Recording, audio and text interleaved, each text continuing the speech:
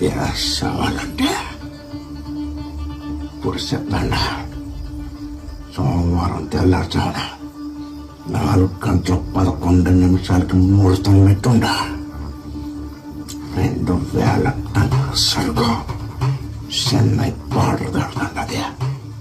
దమ్ముంట పట్టుకున్న సగవత ఒక్క తుంగ పట్టుకున్నా ముందు దాస్తారని సిండికేట్ మళ్ళీ పొచ్చాన గొడ్డలేసే కూలిగా పోతారని ఆడకేసే